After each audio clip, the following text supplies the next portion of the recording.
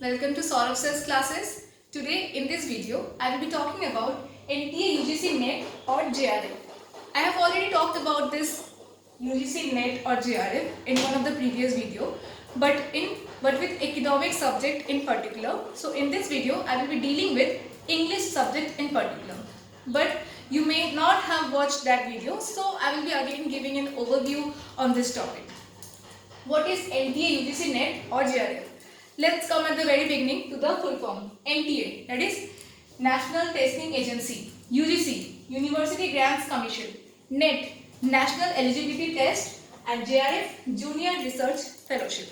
So basically, this is a national level examination which is conducted on the behalf of UGC by NTA for determining the eligibility of the candidates for applying for the post of assistant professor or lecturer. And this junior research fellowship is for proceeding in the research field where the candidate will be given 25,000 per month as a stipend plus HRA by the government. Many of the candidates are very much confused with NET and JRF. आप लोगों को कुछ लोगों को लगता होगा कि ये दोनों अलग अलग पेपर है एंड इन दोनों का अलग अलग प्रिपरेशन लेना पड़ता होगा, but no, this are same paper. ये दोनों पेपर ही सेम है. The only difference goes in their cut off. इन दोनों के जो कट ऑफ में जो डिफरेंस आ जाता है वही इसका मेन डिफरेंस हो जाता है. There is nothing more difference in between NET and JRF. I hope this is clear to you. Now NET and JRF. So what is the use of this both NET and JRF? Basically, when a candidate clears the NET examination, he or she becomes eligible to apply for the post of assistant professor or lecturer in any of the universities or colleges. While if a person or a candidate clears for JRF, then along with the eligibility of applying for the post of assistant professor or lecturer, the candidate also becomes eligible to apply for the research fellowship. Like the candidate can carry on his research on his or her particular method subject. For example, here if we are talking about English, so if your method subject is English, then with JRF you will be able to continue your research in English subject. ठीक है, तो अगर आपका JRF clear हो जाता है तो आप अपने पर्टिकुलर मेथड सब्जेक्ट में रिसर्च कर सकते हैं, जिसमें आपको 25,000 पर मंथ स्टाइपेंड मिलता है, अलॉन्ग प्लस HRA भी मिलता है, that is given by the government. So what is like how to qualify for NET and JRF. Basically देखिए, जब आप फॉर्म फिलअप करते हैं ना तो वहाँ दो ऑप्शन रहता है. एक होता है ओनली नेट एंड एक होता है net and JRF both. So अगर आपने ओनली नेट में अप्लाई किया है, if you have applied in only net, अगर आपने सिर्फ और सिर्फ ओनली नेट में अप्लाई किया है, then you become eligible only for the post of assistant professor or lecturer in the universities or colleges. While if you have applied for both NET and JRF, then as I have already said that you become eligible for both assistant professor as well as to carry on the research. So I think this would be safest अगर हम सबको NET and JRF दोनों में mark करते हैं. Because देखिए, for example एक candidate ए का या बी का बात ले लेते हैं. फॉर एग्जाम्पल कैंडिडेट ए, उसे 60% आया, मतलब 2018 में उसे 60% आया, और उसी ईयर में अगर कट ऑफ गया नेट का 50%, इसका कट ऑफ गया 50% एंड इसका गया 55% एंड कैंडिडेट ए को कितना आया 60%. तो कैंडिडेट ए क्या हो गया, क्वालिफाई हो गया दोनों नेट एंड JRF दोनों के लिए. So he becomes eligible for both NET and JRF both. Okay, but what is the problem? The candidate A has applied only for NET. So even after getting eligible or even after getting the clearing the cutoff marks for NET and JRF both, he won't be able to apply for the research fellowship because he has applied only for NET. So I think this would be very much safer side if you apply only NET and JRF both. However, there goes some limitation. What is the limitation? For NET, there goes for JRF there goes an age limit for general candidate and OBC candidate. General and OBC candidate, the pardon me, for general candidate the age limit of male is 30, while for female, for SC, ST, OBC, PWD and any other category the age limit will be 35. So 5 years age relaxation is given to them. Understood? General के लिए 30 हो जाता है और बाकी जो category हो जाते हैं, मतलब जनरल मेल के लिए 30, बाकी जो भी कैटेगरी बचे हैं उनके लिए 35. सो अगर आप ये एज मतलब आपका एज से ज्यादा हो गया है तो फिर आप ओनली नेट के लिए अप्लाई करिए. बट अगर आप इस एज के अंदर है, if you are under this age, then the safest side would be to apply for both NET and JRF, because you may consider yourself down that नहीं मेरा प्रिपरेशन नहीं हुआ उस लेवल का कि मैं दोनों नेट एंड JRF क्लियर कर पाऊँ, या पता नहीं मुझसे क्लियर होगा कि नहीं. इस टाइप का डाउट्स बहुत लोगों का लैक ऑफ कॉन्फिडेंस भी होता है. बट एग्जाम में जाके आपने बहुत अच्छा स्कोर कर लिया, because there is no certainty in exam. Exam is full of uncertainty. वहां जाके आपका अच्छा हो गया और आपने अगर सिर्फ और सिर्फ नेट में अप्लाई करके रखा है, देन आप JRF के लिए मतलब चाह कर भी अप्लाई नहीं कर पाएंगे. सो आप एक सेफेस्ट साइड में चलिए. I hope this is clear. Now let's talk about the forms, the date. So basically forms are out twice in a year, because exams 2 बार होते हैं. एक जून में हो जाते हैं हमारे एग्जाम और एक हमारे एग्जाम हो जाते हैं दिसंबर में. सो एक बार ये जून एंड एक बार ये दिसंबर. in a particular year or in every year the exam is being held twice, June and December. So a candidate may apply in June or in December, मतलब चॉइस है आपके पास. फाइन, ये भी आपके लिए क्लियर हो गया. अब आता है हमारा एलिजिबिलिटी क्राइटेरिया. सो अगर हम एलिजिबिलिटी क्राइटेरिया का बात कर रहे हैं, before deciding any kind of eligibility criteria, one need to have a very clear idea that if you are applying for any humanities or any commerce related subject, then you need to apply under NTA, UGC, NET or JRF. Why? If you are applying for any science background or science subjects, then you need to apply under CSIR, NET और JRF. CSIR, UGC, NET और JRF. ठीक है. तो humanities and commerce का जो subjects है उसमें NTA, UGC, NET और JRF का एग्जाम देना है. इसके अंदर आपके 81 सब्जेक्ट्स आ जाते हैं. 81 सब्जेक्ट्स में आपके सारे subjects humanities and commerce cover हो रहे हैं. So you can apply in your method subject and आप ये एग्जाम दे सकते हैं if you are from humanities and commerce background. For eligibility criteria, आप अगर जनरल है, जनरल या ओबीसी जनरल कैंडिडेट है अगर आप, तो आपका मतलब जो परसेंटेज होना चाहिए मास्टर्स में या MA में, या अगर आप कॉमर्स के हैं तो MCOM में, आपका जो परसेंटेज होना चाहिए वो 55% या 5.5 CGPA होना चाहिए without rounding off. Why? For the other candidates, SC, ST and the other candidates, their both PWD, the relaxation goes to 5%. मतलब उनका अगर 50% या 5.0 CGPA अगर होता है तो वो एलिजिबल हो जाते हैं. So this goes without rounding off. 55% and 5.5 CGPA and 50% या 5.0 CGPA without rounding off. I hope that you all know what is rounding off. Means if a person has got 49.6%, then he may and he is an SC candidate, he may consider it as 50%. But in this case, it will not be accepted. You need to have a complete 50% or more than that to become eligible for this examination. I hope this is clear. So now comes that even if you are doing masters and you are in the first year, in the very first year, even then you are eligible to apply for this or to sit for this examination. The only criterion is that after the, like in 2018, like after the publication of the result, in 2018 if your result has been published, then within 2020 you need to produce your master's result. So आपके net के result के 2 साल के अंदर आपको अपना masters का marksheet दिखाना पड़ेगा, तो आपका ये क्राइटेरिया मतलब फुलफिल हो जाएगा. You become eligible. मतलब आप 2 साल के अंदर अगर आप अपना मास्टर्स का मार्कशीट दिखा दिए तो आपका वो नेट का सर्टिफिकेट या नेट का जो आपने या JRF का आपने जो भी क्लियर किया वो आपका वैलिड हो जाता है. One more interesting thing is that जो नेट का वैलिडिटी है वो आपका लाइफ टाइम रह जाता है. मतलब आपने एक बार नेट क्लियर किया एंड अब लाइफ टाइम तक असिस्टेंट प्रोफेसर या लेक्चरर के मतलब पोस्ट में अप्लाई कर सकते हैं। वाई, अगर आपने JRF क्लियर किया है, if you have clear JRF then you become eligible to apply for the research fellowship for only 2 years। ये दिमाग में रखना, ये बहुत इंपॉर्टेंट बात है। अगर आपने JRF क्लियर किया है तो ये वैलिड रह जाता है only for 2 years। Many candidates get confuse in this, they think that net का एग्जाम दिया तो वो 2 साल तक ही वैलिड रह गया, बट नहीं, यहाँ पे अगर आपने नेट दिया है then that becomes valid for the life time. Why, अगर आपने JRF भी क्लियर कर लिया है तो JRF का वैलिडिटी आपका रह जाता है only for 2 years। I hope this is clear.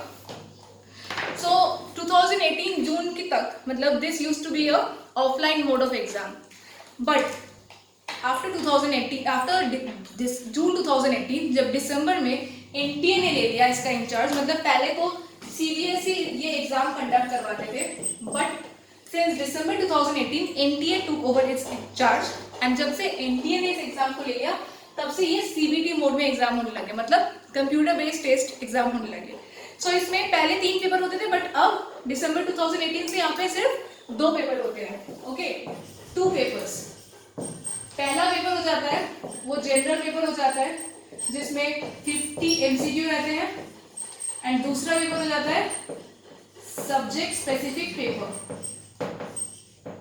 Subject specific paper, इसमें कितना 100 MCQ हो जाते हैं। ओके, इसमें आपके 100 मार्क्स है और इसमें 200 मार्क्स है। तो जो पहला पेपर है that is a general paper, ये सबके लिए सेम हो जाएंगे, एंड जो सेकंड पेपर है that is subject specific paper, वो आपका जो मेथड सब्जेक्ट है जिसमें आप मास्टर्स कर रहे हैं उस सब्जेक्ट में आपका 100 MCQ रहेगा, उस पर्टिकुलर सब्जेक्ट में आपका जिसका जो सब्जेक्ट रहेगा वो सब्जेक्ट स्पेसिफिक पेपर हो जाते हैं। ठीक है, और आपका ये दोनों पेपर मिला के 3 आवर्स का टाइम रहता है। ऐसा नहीं है कि मतलब इस पेपर के लिए मतलब आपको 2 आवर्स दिया गया या इसके लिए 1 आवर, ये आपके ऊपर डिपेंड करता है कि 3 आवर्स में आपको ये दोनों पेपर कैसे कंप्लीट करना है। Okay, in 3 hours you will have to complete both of this papers, paper 1 and paper 2।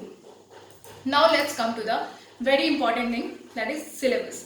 मतलब आप किसी भी एग्जाम को अगर क्लियर करना चाहते हैं, किसी भी एग्जाम का अगर आप प्रिपरेशन कर रहे हैं, तो सबसे पहला चीज क्या है? Of course, इसका syllabus जानना।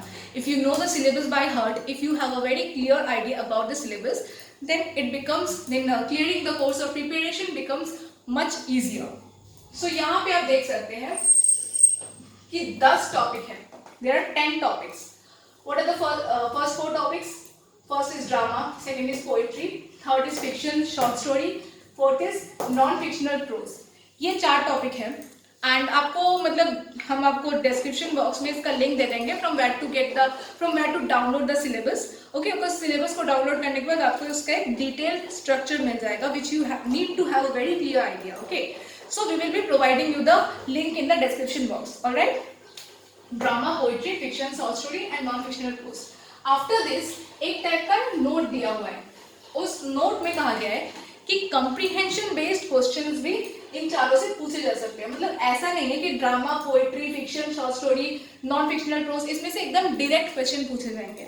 इसमें से आपका कंप्रीहेंशन बेस्ड क्वेश्चंस भी पूछे जा सकते हैं। And one more thing that you need to have a very clear concept और very clear idea that it does not mean कि आप इंग्लिश का पेपर दे रहे हैं तो आपको सिर्फ और सिर्फ अमेरिकन लिटरेचर या ब्रिटिश लिटरेचर का नॉलेज होना चाहिए, but it includes all the literature of the world. मतलब कि कोई भी लिटरेचर जो कि इंग्लिश लैंग्वेज में ट्रांसलेट किया गया है या इंग्लिश लैंग्वेज में लिखा गया है, उन सारे लिटरेचर को आपको पढ़ना है, उन सारे लिटरेचर का नॉलेज आपको होना चाहिए। सो वो क्या क्या है, जैसे कि ब्रिटिश लिटरेचर, अमेरिकन, ये तो ऑब्वियस है, फिर Indian literature, German literature, French literature, all this literature, Canadian literature, African literature, ऐसे मतलब बहुत सारे लिटरेचर जो कि इंग्लिश सब्जेक्ट में या फिर इंग्लिश लैंग्वेज में ट्रांसलेट किए गए हैं या इंग्लिश लैंग्वेज में लिखे गए हैं, उन सारे लिटरेचर्स के बारे में आपको एक बहुत ही अच्छा नॉलेज होना चाहिए। Then comes fifth, language in basic concepts, theory, pedagogy, English in use. इसमें आप देख सकते हैं कितना सारा टॉपिक्स है। Language in basic concepts, theory, pedagogy, English in use. Language in basic concepts, so यहाँ पे हमें पढ़ना है इंग्लिश लैंग्वेज जो है उसका हमें बेसिक कॉन्सेप्ट्स पढ़ना है। मतलब how this language was made. English language, अगर आप लोगों ने लिंग्विस्टिक्स पढ़े होंगे तो आपको पता होगा कि इंग्लिश लैंग्वेज सिर्फ एक अकेले लैंग्वेज से नहीं बना है, मतलब English language is made up of different kinds of language, it is a kind of intermixed of language, intermingling हुआ इसमें लैंग्वेज का। सो हमें उस लैंग्वेज का बेसिक कंसेप्ट पढ़ना पड़ेगा, how it was formed, how it has evolved since the old English age to this post modern time, कैसे कैसे चेंजेस आए हैं, वो सब हमें उसका बेसिक कंसेप्ट जानना है। ओके, उसका कंसेप्ट, उसका थ्योरी, हमें उस लैंग्वेज के बारे में अच्छे से पढ़ना है। देन कम्स पेडागोगी, मतलब टीचिंग का वेज। पेडागोगी में आपको टीचिंग रिलेटेड क्वेश्चन आ सकते हैं, जैसे कि अगर टीचर को एक पर्टिकुलर सिचुएशन दे दिया जाए तो उस पर्टिकुलर सिचुएशन में टीचर का कैसा रिएक्शन आना चाहिए इन रिगार्डिंग्स टू द स्टूडेंट्स। सो ये सब चीज़ें आपको ध्यान में रखना है। Pedagogy and English in use, and आज के दिन में इंग्लिश कैसे कैसे यूजेस आते हैं, मतलब इंग्लिश का कहाँ यूज आता है, इंग्लिश का हम किस तरह से यूज करते हैं, ऑल दिस थिंग्स, ये सब आपको इस टॉपिक में पढ़ना है। Then comes English in India, history, evolution and future.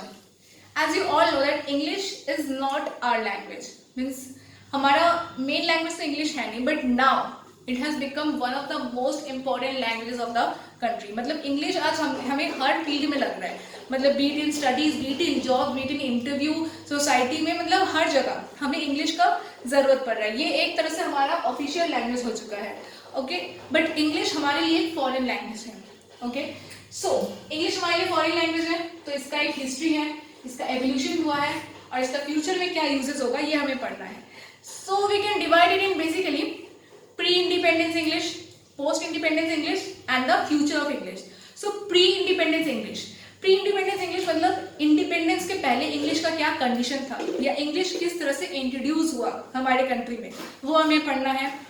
Then after independence English का क्या कंडीशन रहा, या इंग्लिश किस तरह से इवॉल्व हुआ, वो हमें पढ़ना है, किस तरह से ब्यूटिफाई हुआ, एंड इन फ्यूचर इंग्लिश कैसे यूज होगा, कैसे इवॉल्व होगा, कैसे ब्यूटिफाइड हो रहा है, what are its uses, how is it going to be used, ये सब चीज़ें हमें यहाँ पढ़ना है।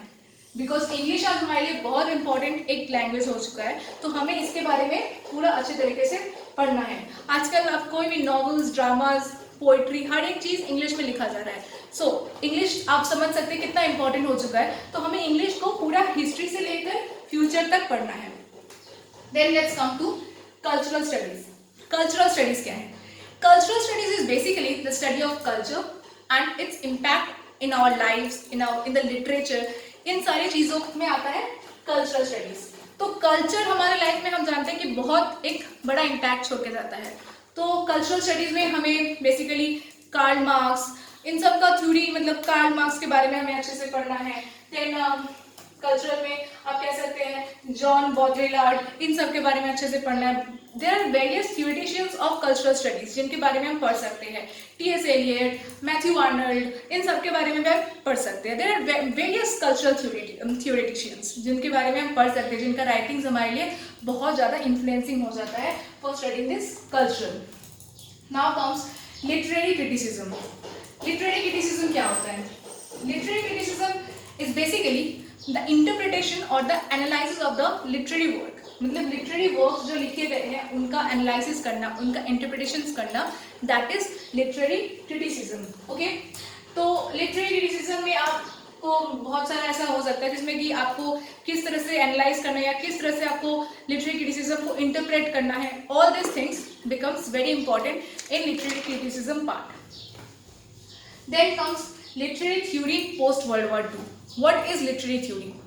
So literary theory क्या होता है? Literary theory होता है basically, मतलब there are various ways, there are various lenses, मतलब बहुत सारे क्राइटेरियाज होते हैं जिससे हम एक मतलब लिटरेचर के वर्क को एनालाइज कर सकते हैं। Okay, literary theory post world war, मतलब वर्ल्ड वॉर के बाद बहुत सारा ऐसा एक क्या हुआ ना, वर्ल्ड वॉर के बाद हमारे एक लाइफ में एक वैक्यूम क्रिएट हो गया। Everybody was like feeling a vacuum in their nature, मतलब उन लोगों को गॉड से विश्वास उठ गया था, इतना डिवास्टेशन हो गया था, क्राइसिस चल रहा था, मतलब लोगों में अनएम्प्लॉयमेंट था, they were not happy, they even lost their faith in God. So एक टाइप का मतलब क्राइसिस आ गया था। सो उस समय का लिटरेरी थ्योरी हमें पढ़ना है। Post world war 2, world war 2 के बाद का जो कंडीशन था उस समय का लिटरेरी थ्योरी हमें पढ़ना है। सो उस समय का एक अलग लेंस से हमें देखना है। ऑफकोर्स उस समय हम रोमांटिसिज्म के वेज में अगर हम कोई चीज़ लिखते हैं that will not be accepted, so we will have to write according to the time. So post world war के टाइम, जो पोस्ट सेकेंड वर्ल्ड वॉर के टाइम जो कंडीशंस था, उस समय का जो लेंसेज था, उस समय का जो डिसाइडेड क्राइटेरियाज था, उसके हिसाब से हम जो वर्क्स को, जिस मतलब लेंसेज से हम जब लिटरेरी वर्क्स को एनालाइज करेंगे, वो सब चीज़ें हमें literary theory post world war 2 में पढ़ना है। Then comes the last, research methods and materials in English. Research methods and materials in English. So इसमें हमें इसका एम्स पढ़ना है, ऑब्जेक्टिव्स पढ़ना है, मतलब रिसर्च मेथड्स इंग्लिश में हम कौन कौन से रिसर्च मेथड्स यूज करते हैं, किस तरह से इंग्लिश को इवॉल्व किया गया है, इसका एम क्या है, इंग्लिश का मतलब इंग्लिश में जो रिसर्च मेथड्स होते हैं उसके एम्स क्या है, उसके ऑब्जेक्टिव्स क्या है, इन सब चीज़ों को हमें डिटेल वे में इस टॉपिक में पढ़ना है। So these are basically the 10 broad topics.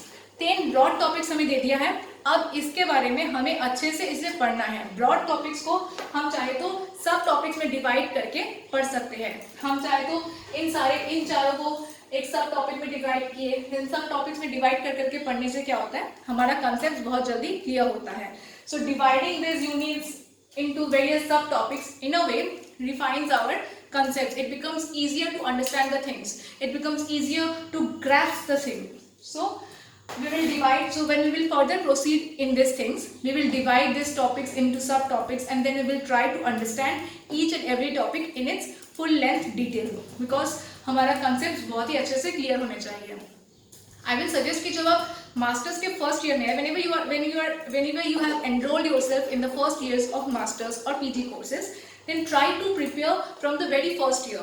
मैं ऐसा नहीं कह रही हूँ कि ये एग्जाम बहुत हार्ड है इसलिए प्रिपेयर करिए, but I will say that जो मास्टर्स का हमारे पास मतलब कोर्सेज रहता है ना, तो वो कोर्स और ये यूजीसी का जो नेट और जेआरएफ का कोर्स है, इसमें कोऑर्डिनेशन रहता है. So if you see the syllabus of your masters course and this syllabus, you will find a great much coordination. So आप उस कोऑर्डिनेशन को बना के अगर आप प्रोसीड करेंगे ना, तो ये आपके मास्टर्स में भी हेल्प होगा एंड आपका नेट और जेआरएफ में भी हेल्प होगा. हमारे बहुत सारे कैंडिडेट्स यहाँ आए हैं, वो लोग फर्स्ट ईयर से ही मतलब प्रिपरेशन स्टार्ट कर दिए हैं, एंड इवन फर्स्ट ईयर में ही जब उन्होंने एग्जाम दिया उन्होंने क्लियर किया. सो इट डिपेंड्स कि मतलब आप किस वे में आगे जा रहे हैं, राइट डायरेक्शन में जा रहे हैं कि नहीं. You will have to find the easiest and the most perfect way to reach your destination. Fine. So what should be the most basic thing. देखिए, सबसे बेसिक थिंग ये होगा कि हम एक टाइम टेबल बनाएं. We need to structure our life in a time table. हमें अपना लाइफ को एकदम स्ट्रक्चर वे में रहना है. एज आप कॉलेज जाएंगे, आपको फिर कॉलेज से आना है, प्रिपरेशन करना है. आप बहुत लोग और भी मतलब बहुत कुछ जैसे कंटेंट राइटिंग करते हैं, उसमें भी आपको टाइम देना है. सो हमारा लाइफ बहुत ही एक बिजी लाइफ है. सो इस लाइफ को हमें एक स्ट्रक्चर्ड प्लान में मतलब एकदम टाइम टेबल के हिसाब से रख देना है, सो दैट हम हर एक चीज़ के लिए अपना टाइम निकाल सकें. Even for our self we need some time for our self also. So spare time भी हमें चाहिए. So make a time table and try to follow that. उसमें आप अपने नेट के प्रिपरेशन का टाइम रखिए, अपने मास्टर्स के प्रिपरेशन का टाइम रखिए, अपने लिए एक स्पेयर टाइम रखिए. All this things are very important. So जैसे बचपन में हमने टाइम टेबल बनाया, we use to follow the time table for some period of time and then we use to tear off the pages. But यहाँ पे हमें consistency maintain करना है. कंसिस्टेंसी मेंटेन करके अगर हम स्ट्रक्चर्ड वे में आगे बढ़ेंगे, देन ट्रस्ट मी, हमें ये एग्जाम क्लियर करने से कोई नहीं रोक सकता. It becomes one of the most easiest thing अगर हम स्ट्रक्चर्ड वे में अपने लाइफ को आगे बढ़ाते हैं. Then comes the video lectures and study materials. Like कौन से स्टडी मटेरियल्स को लेना चाहिए, कौन से यूट्यूब चैनल्स तो आजकल बहुत सारे हैं, कौन से चैनल को मतलब फॉलो करना चाहिए, किसके वीडियोज देखने चाहिए. I will not suggest you to watch any of our videos or watch any of the institutions video. Rather, I will leave it to you. Decide upon yours. Okay, आपका ये choice रहेगा. You decide it upon yours. It is completely your choice. But I will just say that I will not say unlike the other videos, और आपने बहुत सारे जगह देखे होंगे जहाँ पे कहा जाता है कि मतलब आप हमारे ये मैराथन वीडियोस देखिए, हमारे 3 घंटे का वीडियो देखिए एंड आपका एग्जाम क्लियर करने से कोई नहीं रोक सकता, या हमारे इस एक्सपर्ट का वीडियो देखिए आपका एग्जाम क्लियर हो जाएगा. I will not say this kind of lies to you, because हमारे एक वीडियो या हमारे एक सीरीज ऑफ वीडियोस देखने से आपका एग्जाम क्लियर हो जाएगा, दिस इज अ लाइन. अगर हम आपको हेल्प कर सकते हैं, हम यहाँ पे आपको सिर्फ और सिर्फ हेल्प कर सकते हैं, but you need to work hard along with us. Together only we can move forward. So we are here to provide you all the study materials, all the kinds of help that you need. हम यहाँ पे videos बनाते हैं on various topics, on various doubts, on various queries that you present to us, and the videos are being made by expert panel. एक expert panel बैठते हैं, उस videos का कंटेंट्स लिखते हैं, उसके ऊपर हम वीडियोस बनाते हैं. Then we prepare the study materials.